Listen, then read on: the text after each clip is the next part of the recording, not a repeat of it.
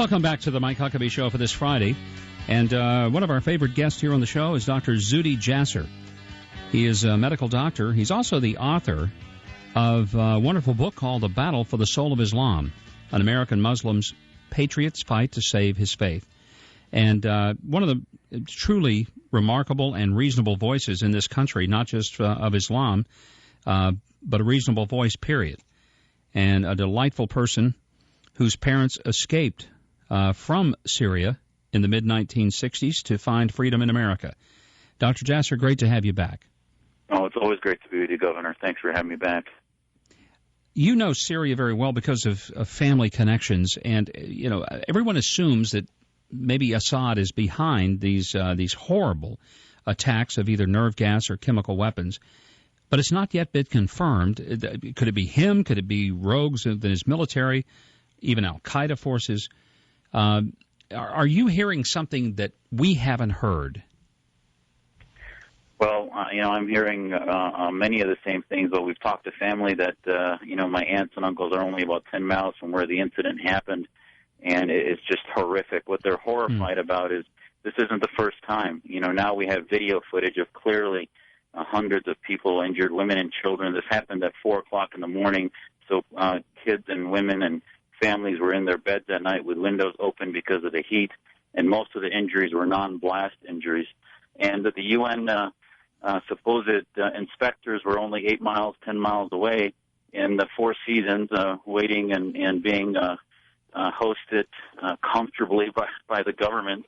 And there's just no doubt that this is a government. As much as the rebels have Al-Qaeda and other evil folks on their side also, they could never weaponize this type of material, not to mention since December when we first thought they used this type of weapons of mass destruction. In March, there were 2 incidents confirmed, and most of the depots are clearly under control of the Assadist military.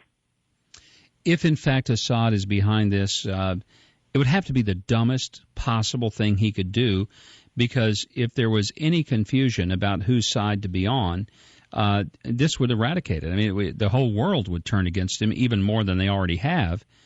What on earth could he hope to achieve? Well, this is what happens when you have a cultish leader that feels that he has no accountability to anything but simply preserving his own control over his own fascist nation. And if there's anything the world should learn from this, aside from the horrific humanitarian disaster, is that make no mistake that regimes affiliated with Islamists like Iran will hold at nothing in using chemicals of mass destruction. They will love if they can use it against their own people within their own borders. They would use it against Israel. They'd use it against America, against our allies. So we have to figure out this isn't only a red line that was crossed and danced all over inside Syria. This is really the message of what is the impact of the free world today, the irrelevancy of the UN, and in many ways in the future, if we see other regimes, we question and talk about Iran, who's really Syria has become a client state of them, and we talk about why they should not get nuclear weapons. This should demonstrate that repeatedly he did some tests in December, and then in March he saw and tested whether America would use that red line or not as a mechanism in which to push back against him. And that's why more and more he's now exacting a punishment. The area he attacked in Damascus is very pivotal to control of the most secure areas of Syria, and the rebels are making headway. So this was a terrorist act by the regime to inflict a punishment against the people to try to break their will, and it's not going to work. The president made very clear that the use of chemical weapons by the government would cross a red line. Now, he didn't specifically say what he would do, but the indication was you cross that line. Well, he did say it would be a game changer. And the only game that I'm seeing changed is that he's talking about tuition at college on his bus tour. I haven't really heard anything, and the ambassador to the UN is on vacation, can't be reached. But she did send out a tweet. So I don't know. Maybe the game changer is that we're going to tweet our way through foreign policy and in response to the crossing of a red line. And there's so many dimensions to this, Governor. It's not only the Syrian people who are seeing us do nothing. They see, bipartisan, actually, leaders from McCain to Menendez to others trying to wake up America, but still verbiage from the White House and our ambassador to the UN being just empty tweets, as you said. And what's happening is eventually, like all revolutions we saw in Europe and elsewhere, and ours will come to an end, and a post-Assad Syria, depending on how many of the 23 million are left, and refugees, and eventually Assad will leave. All evil comes to an end, as we see in history. And when that happens, America will be irrelevant in that area, and that's not in our interest. It's definitely not in Israel's interest. We see Saudi Arabia and Qatar moving in. We see Russia continuing to be on the side of Iran trying to make that entire Shia crescent. We see Lebanon now launching missiles into Israel. So we can either pay now or pay later in a very large conflict, which President Obama will be forced to be involved with. So his ambassador can continue to say, well, we're going to just tweet them with insults on the Internet, but ultimately we're going to be pulled into this, and we can either help work with the lesser of evils right now. Nobody's saying the rebels are going to be clean. They're certainly much more radicalized today, Governor, than they were a year ago or 2 years ago when we were calling for initial intervention, as Charles Krauthammer talked about in the Washington Post yesterday. But at least now we have to do something. Because you have some relatives who are in the middle of all this and can give you information that obviously we don't have maybe access to, is there a sympathy with the rebels, or is there fear that the rebels in Syria could turn out to be equal to or worse than Assad, or do they have the attitude nobody can be worse than Assad? What is the situation? Well, the situation is sort of evolving in this narrative arc over the past year, especially, where initially most of the rebels were anti-Islamist. They did not want al-Qaeda. Even 2 months ago, the general of the Free Syria Army made it clear that he rejected al-Nusra Front, which is al-Qaeda in Syria. But today there's just so much hopelessness. They feel that, whoever's going to kill Assad, they'll get rid of Assad's regime first, and then they'll deal with al-Qaeda. And I hope, the American people realize, if you look, there were demonstrations yesterday in Washington by Arab Americans, Egyptians, Christians, and Muslims against the Muslim Brotherhood.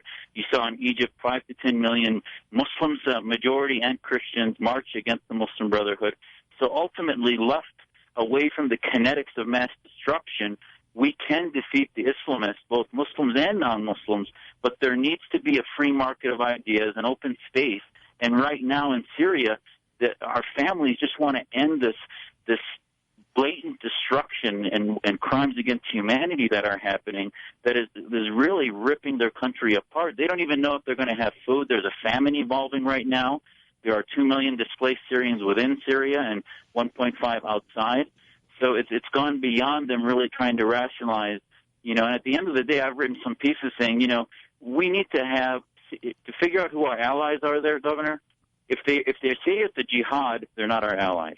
If they say they're doing this for freedom and free markets against Syria and to try to bring peace, and they're not part of a jihad, then they're our allies. Even the Russians have condemned the action of the use of nerve gas or chemical weapons. I can't think of anyone who can defend such a thing. So Syria may, if it turns out that they have in fact launched these weapons, they may be friendless, and it could be the ultimate end to them,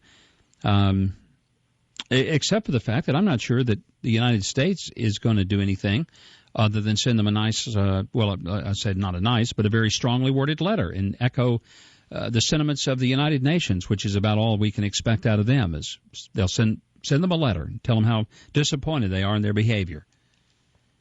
The part of this actually that has given the Syrian regime life support is Iran.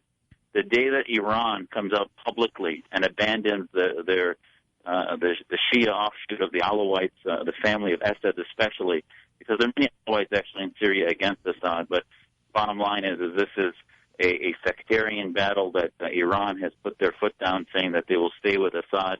That's what's giving them life support. They have the Republican Army that's fighting for Assad in Syria. They're providing weapons. They're providing cash to keep the military funded because there's no economy left in Syria.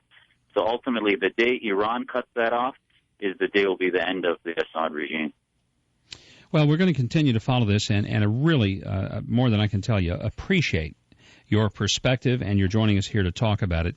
Once again, our guest, Dr. Zuhdi Jasser. Let me encourage you to get his book. One of the most insightful, really looks at Islam from an American perspective. And the book is called The Battle for the Soul of Islam, An American Muslim Patriot's Fight to Save His Faith.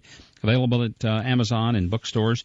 Dr. Jasser, always great to have you on and talk to you. Thanks so much, Governor, and thanks for covering this. Really appreciate it. You bet.